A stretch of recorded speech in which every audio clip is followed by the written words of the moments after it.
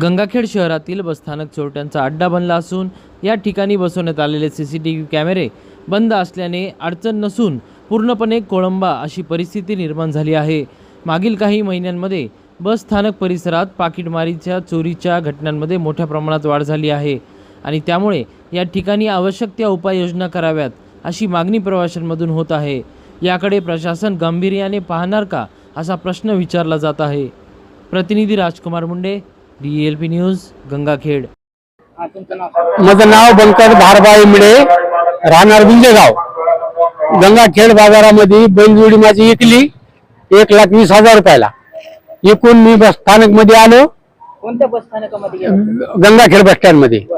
इथं Gangakhed bus stand मध्ये चोरट्याने माझा खिसा हाणला। तो चोरट्या मी धरला। किती चोरटे होते एकूण?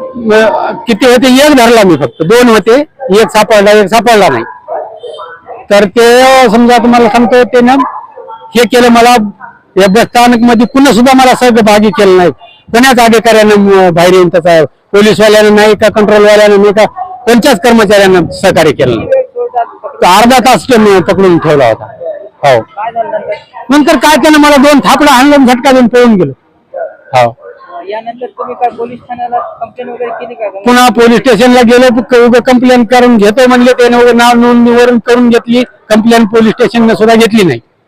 हा, काय तुमची मागणी काय आहे? मागणी काही नाही, अधिकाऱ्याने माझ्या पैशाची भरपाई करावं, कोणत्या अधिकाऱ्यांनी? या गंगाखेड बस स्थानक मधल्या। हा,